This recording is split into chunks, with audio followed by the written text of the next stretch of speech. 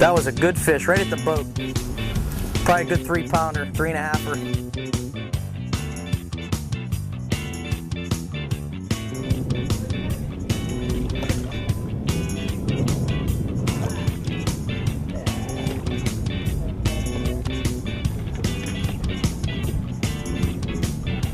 What you call a sheephead.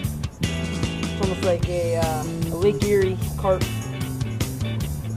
Except they eat a lot of minnows.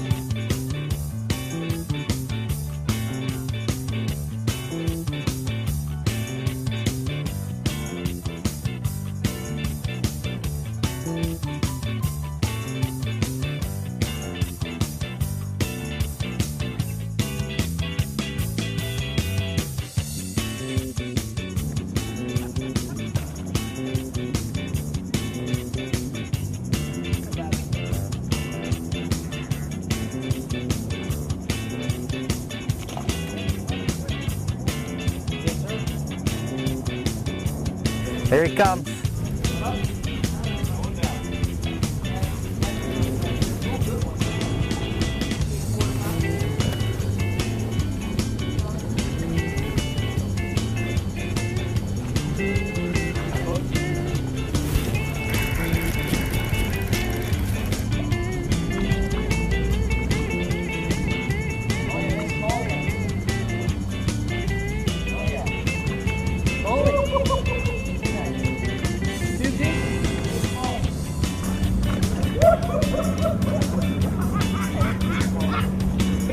Oh, it just came off.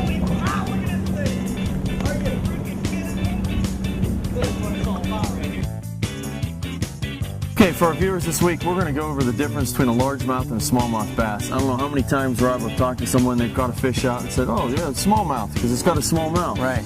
And it was really a largemouth.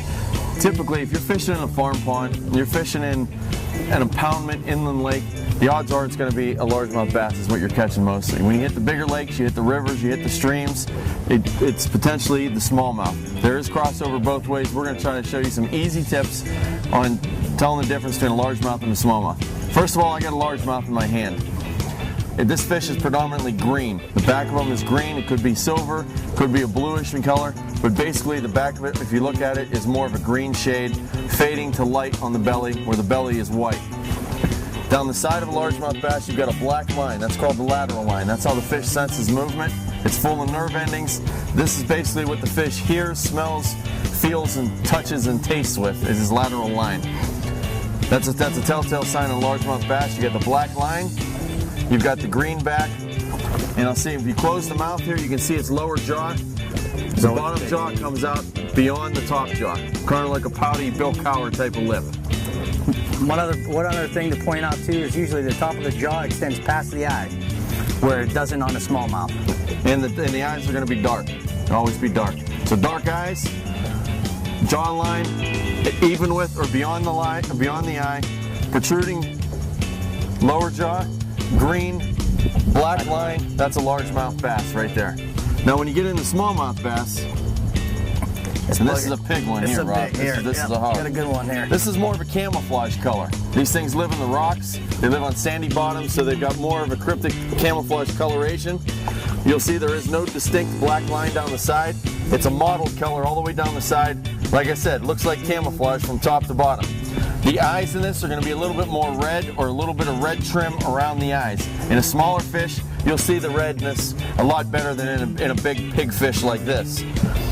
These are also often shaped like footballs when you get them big out here in Lake Erie. You can also notice too, the lips on this thing are about even across the front, and you can see the crease in the mouth of this fish does not come, if you draw a line straight down perpendicular from the eye, the crease of the mouth does not hit that line, making the mouth appear smaller than it would be in a largemouth bass.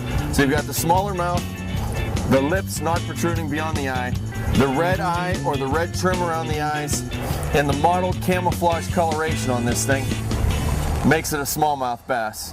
It's sometimes easy to confuse after a little bit of practice. You can usually tell the difference of them, and you also tell the difference in the way they fight pound for pound, the smallmouth bass is the fightingest fish that swims. You get one of these on the line of equal size with the largemouth bass, this one here is going to fight you about 10 times harder than a largemouth bass will. And it'll give you a lot of memories. So, if you need reference, you can go to the Outdoor Icon website. We'll have the information on the website. Pick up your local field guide, get a kid involved in the outdoors, and go out there and chase after these toothy critters, largemouth and smallmouth bass, here on Presque Isle Bay, Presque Isle, Erie, Pennsylvania. This Outdoor Icon Show factoid is brought to you by First Metropolitan Mortgage.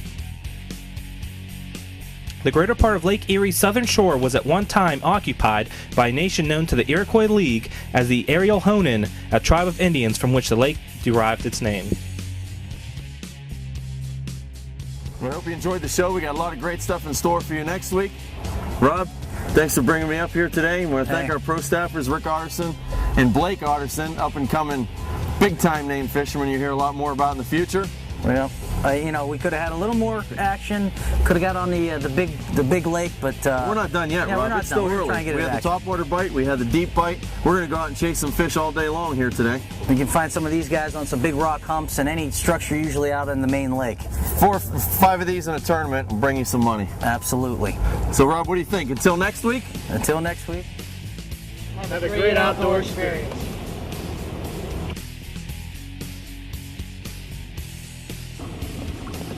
Woo, doggy! Yeah. Sneak up on the fish because we don't want to disturb them. Everyone's a comedian. We're in the water with them. We could be attacked at any moment. By a big largemouth bass. You don't want to disturb them. Just a weed. That'll be on the outtakes. So watch us. We'll be right back. I'm Dave Malloy. You're watching the Outdoor Icon Show, and I'm a scientist.